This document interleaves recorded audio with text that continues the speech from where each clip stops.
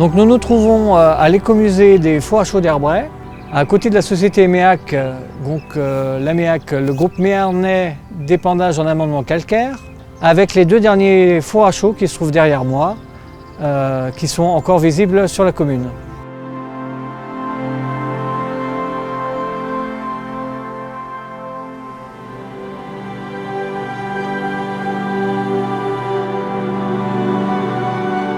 Eh bien, le site d'Herbray est extrêmement célèbre pour les géologues et les paléontologistes.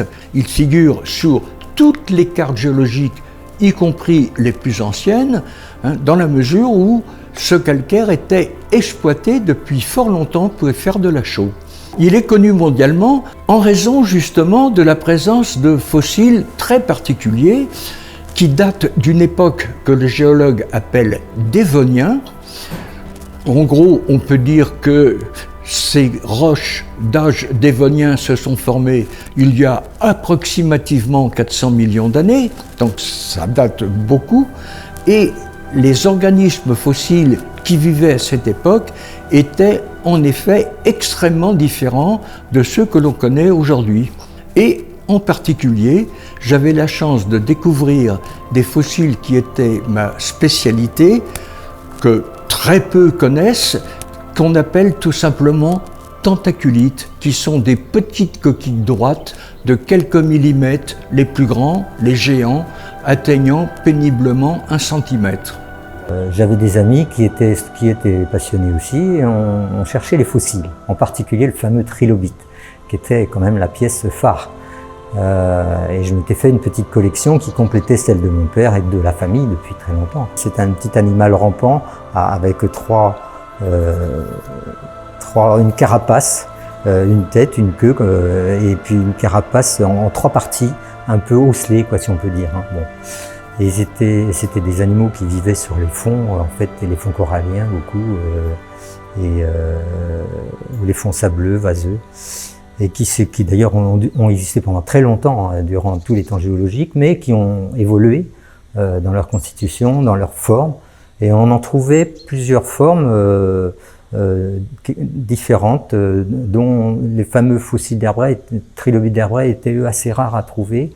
Et voilà, c'est pour ça que c'était la pépite quand on trouvait un trilobite. Et souvent, ils étaient très cassants aussi. Voilà, on trouvait souvent des morceaux. Ce type de calcaire, qui est plutôt rare dans le massif armoricain, car ici on est dans le sud du massif armoricain, ce type de calcaire existe également un peu partout dans le monde, en particulier en Bohême, c'est-à-dire en Tchécoslovaquie, où on retrouve des fossiles pratiquement identiques à ceux d'Herbray. Il me fascine dans la mesure où, ayant été amené à faire aussi en grande partie les cartes géologiques de la région, on s'aperçoit rapidement qu'il existe très peu de calcaire de cet âge-là dans l'ensemble du massif armoricain. Et en particulier, on connaît depuis fort longtemps l'existence de ce calcaire Herbray et celui d'Angers qui est presque identique, mais ce sont des gisements relativement localisés et ils sont plutôt très rares. Pour trouver d'autres calcaires en gros de même âge, il faut aller plus au sud, le long de la vallée de la Loire, en particulier, tout le monde connaît, les géologues connaissent bien la grande carrière dite de Châteaupanne, qui est près de Chalonnes et Montjean, où on exploite un calcaire récifal pratiquement de même âge, mais les fossiles sont différents, ne sont pas les mêmes. Ça veut dire qu'on a retrouvé la trace d'anciens gisements fossilifères, mais qui étaient peut-être très éloignés les uns des autres à l'époque où ils se sont formés. On est sur une vieille chaîne de montagnes qu'on appelait la chaîne hercynienne ou encore chaîne varisque.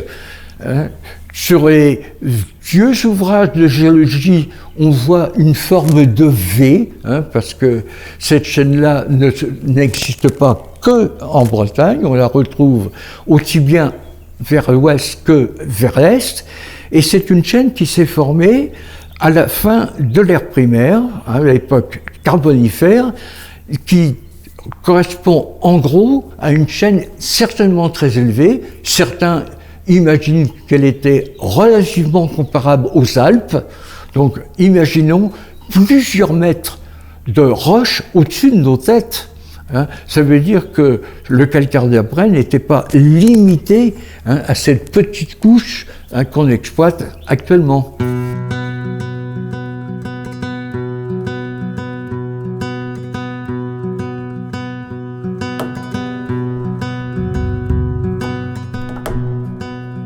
Faute de documents, on ne peut attester de l'antiquité de l'exploitation du gisement. Néanmoins, on peut supposer que l'exploitation a commencé dès l'époque gauloise. On a trace au XVIIe siècle, donc sur la commune, de fours à chaux que l'on retrouve dans les archives. Fours à chaux qui était sous la propriété du seigneur de Châteaubriand, le prince de Condé, dit le Grand Condé.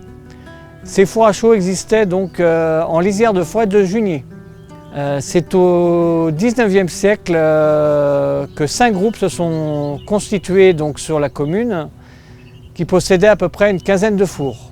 Nous avions les fours qui appartenaient donc au groupe Leroux et Denis qui comportaient 7 fours qui allaient donc de la Rousselière, la Ferronnière, la Boulet et ils avaient également des fours donc, à Haut-de-la-Lau, à Saint-Juin-de-Vouvante.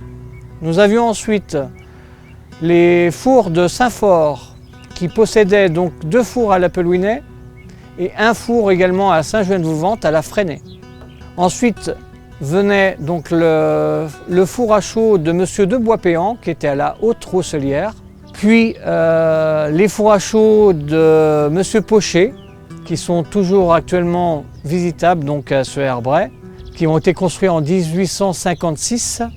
Et puis nous avions également les fours de Francy, qui étaient des fours qui se situaient donc à Sainte-Marie, donc 2 fours à chaux.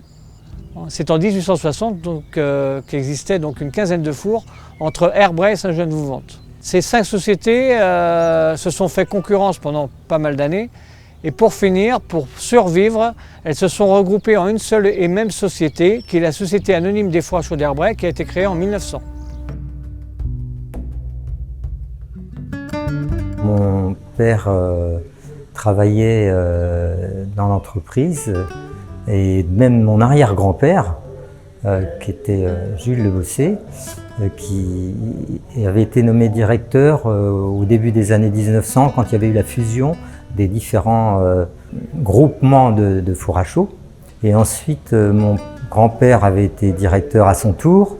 Puis mon père a été contremaître à partir de 1941, où il y avait encore une trentaine d'ouvriers à peu près.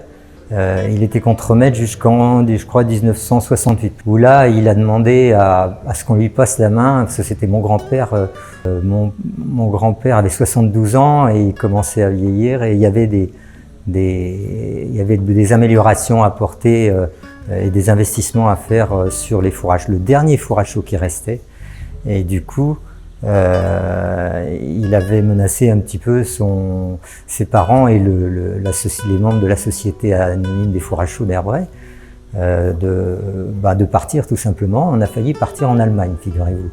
Et on le lit dans un vieux CV qu'on a retrouvé de l'époque, qui était assez marrant, et où il se plaignait il expliquait que bon, les fours à chaux devenaient terminés les uns après les autres, qu'ils étaient dans la difficulté financière et que bon, il fallait moderniser les fours qui manquaient de moyens, et du coup il a pu passer directeur et mettre en œuvre moderniser les fours à chaux, le dernier four à chaux, pour qu'il puisse fonctionner beaucoup mieux et être beaucoup plus rentable aussi.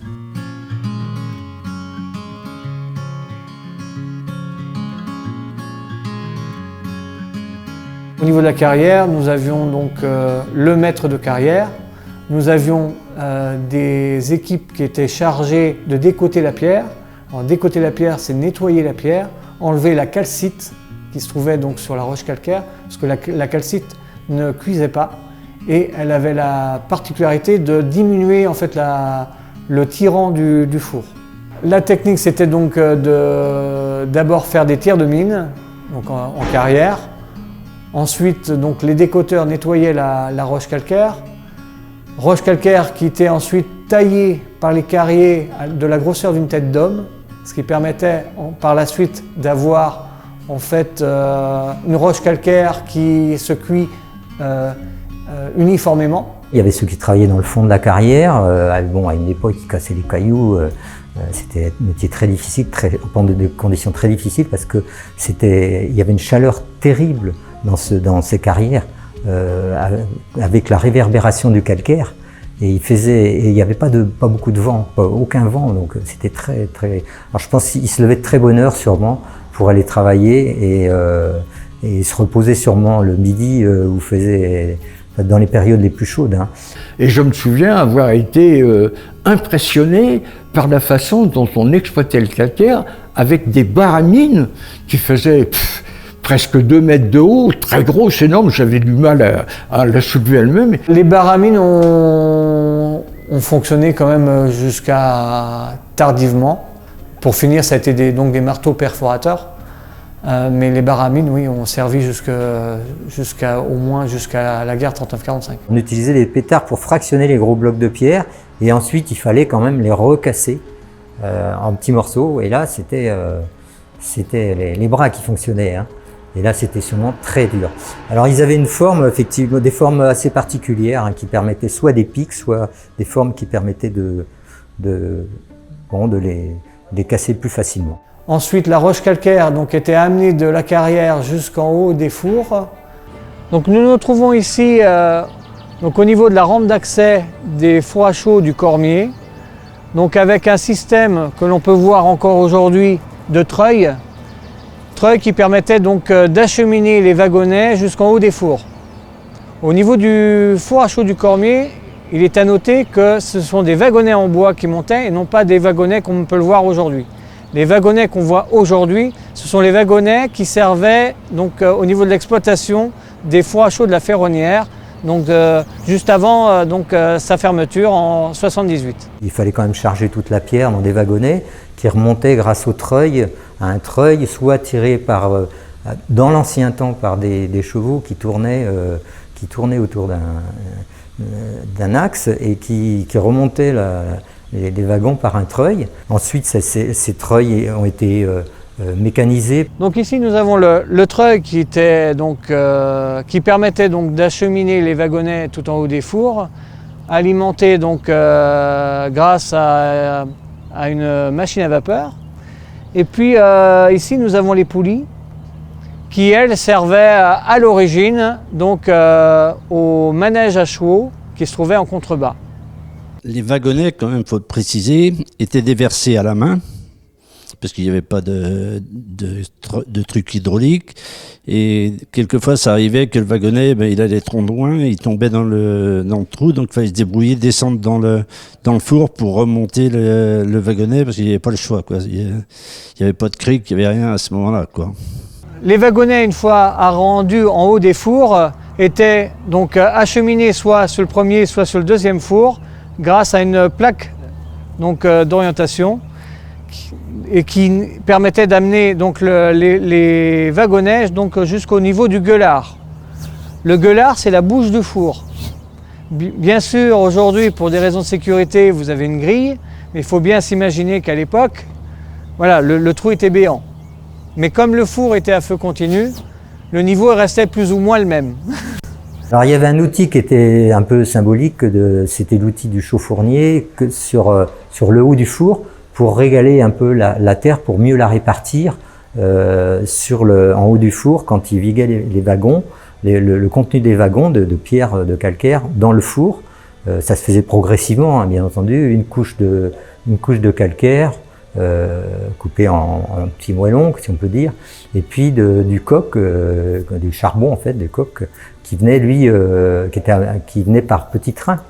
Le fameux petit train qui venait de Châteaubriand, qui allait à la Chapelle-Glin en transportant des passagers, mais qui servait aussi à amener le coq pour les fours à chaux jusque sur le site, et ensuite à récupérer la chaux dans des wagons, directement dans des wagons qui là, pour la chaux qui était exportée, notamment vers les forges En particulier les forges d'Hennebont qui étaient dans les années 60,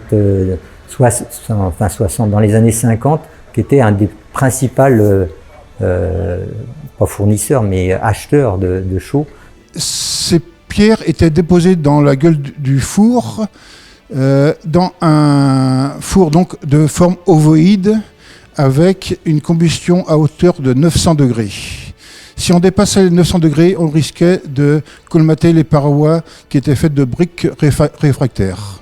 Et donc la pierre était déposée dans la gueule du four, et la pierre qui était déposée donc avait une espérance de vie de 7 jours pour se retrouver en chaux vive en bas du four.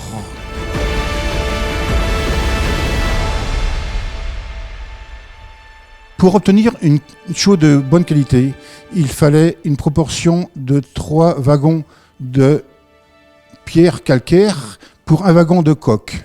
Alors ici, nous nous trouvons donc au niveau d'une voûte de défournement. Chaque four comportait donc 3 voûtes de défournement, ici au cormier. Et sous chaque voûte se tenait donc un chauffournier qui avait pour but de tirer donc la chaux qui était produite au sein même du four. Donc il y avait une température très importante ici puisque le four était à 900 degrés. Donc le chauffournier se trouvait donc face à des grilles qui permettaient donc de trier la chaux qui était produite. Donc la grosse chaux ou la chaux en motte comme on l'appelait, donc roulait sur les grilles. Donc c'était une chaux composée à 95% de carbonate de calcium. Les grilles permettaient aussi de filtrer les résidus de cuisson, donc la chaux en poudre mélangée avec les non cuits et puis des restes éventuels de charbon de bois. Voilà. Donc cette chaux qui était non cuite avec les résidus de cuisson était appelée la chaux cendrée. Voilà. Donc le chauffournier pour tirer la chaux se servait d'un havet. Donc le havet, c'est un long manche, donc avec à son embouchure, donc ici, un croc de 2 ou 3 doigts qui permettait de tirer donc jusqu'au milieu du four, donc les fameuses mottes. Donc le chauffournier tirait la chaux grâce au havet et l'amenait donc au niveau des grilles. Donc les grilles donc triait cette fameuse chaux, donc la chaux en motte et la chaux cendrée. Et ensuite le chauffournier, donc pour la chaux en motte en tout cas, récupérait cette chaux dans un hectolitre. L'hectolitre, c'est la brouette que vous avez devant vous et qui permettait donc de comptabiliser le nombre de chaux qui sortaient par voûte. Donc pour la comptabiliser, nous avions donc une planche à compter de chauffournier. Donc les gros trous équivalaient à la grosse chaux, la chaux en motte, et les petits trous à la chaux cendrée. 2 hectolitres équivalaient à une barrique de chaux. On avait donc à proximité des fours à chaux donc les clients qui attendaient avec leur tombereau. Le chauffournier déposait donc la chaux qui avait été produite au niveau de sa voûte au pied des tombereaux, et ensuite c'était à l'agriculteur de mettre donc la chaux dans son tombeau.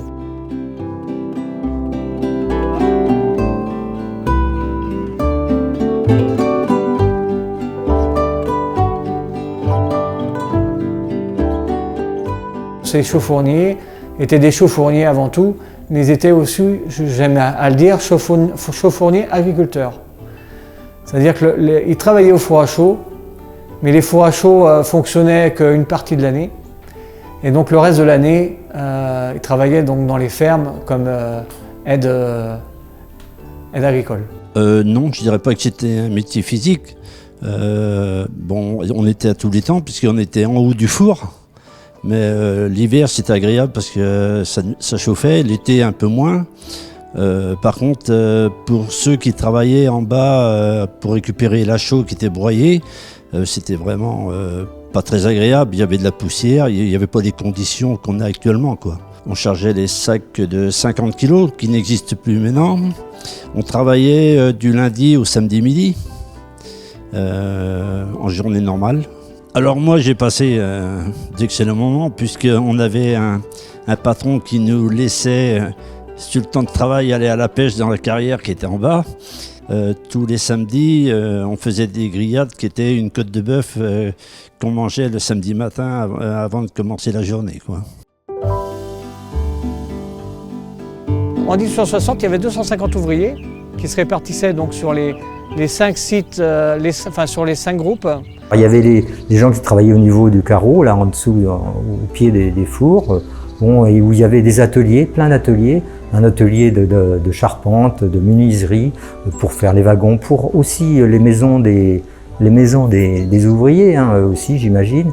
Il y avait même un sabotier, il y avait un forgeron, il y avait pour s'occuper aussi des fers à cheval, et puis pour tous les outils, pour toutes les machines, il y avait de la mécanisation. En fait, il y avait plein d'activités artisanales qui étaient liées au four, aux besoins. Voilà. Puis une cantine aussi, pour qu'ils puissent manger le midi, avec une buvette, parce qu'il faisait chaud, il fallait boire de temps en temps.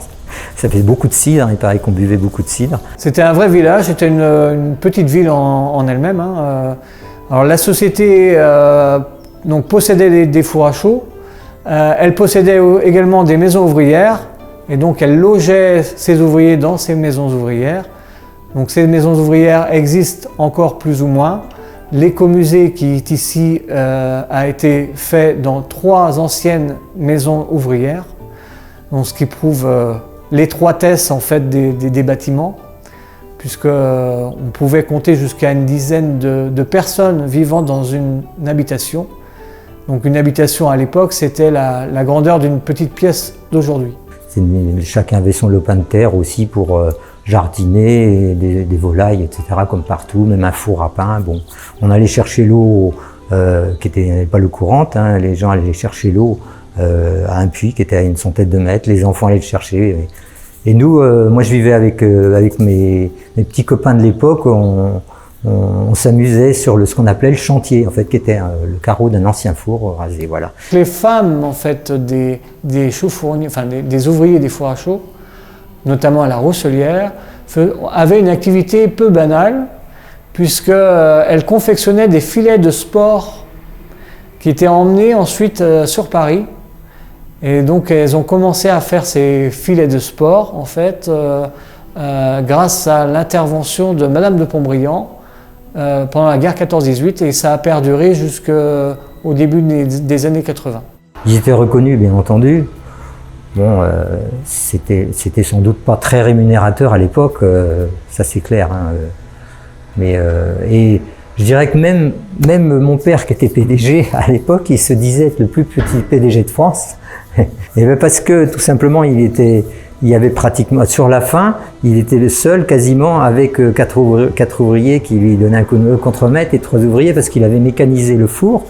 Mais c'était une petite société, c'était devenu une petite société anonyme, et il s'était déjà, comme je vous le disais, il s'était un petit peu plaint de ne pas être très bien rémunéré. Dans les années 68, il avait failli claquer la porte de la famille, quoi.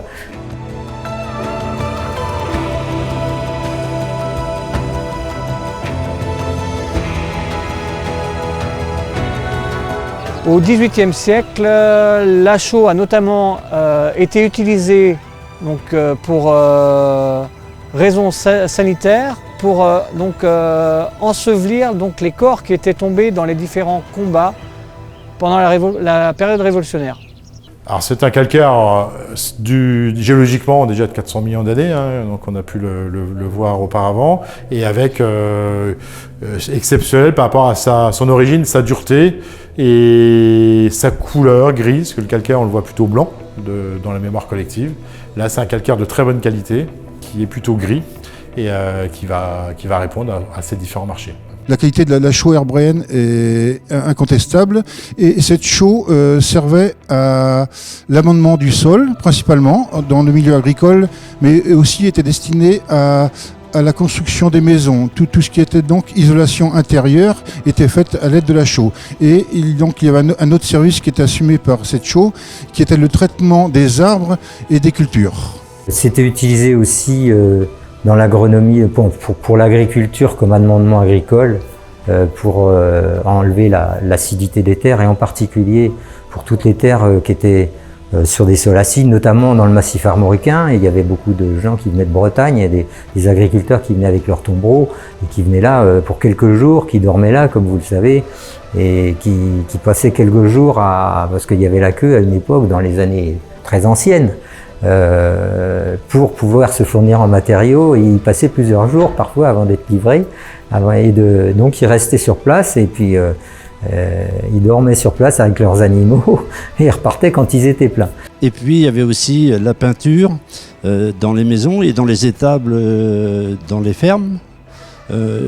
Ça servait aussi, alors là, non broyé, la chaux servait à désinfecter les puits. Il n'y avait que ça pour désinfecter les puits, quoi.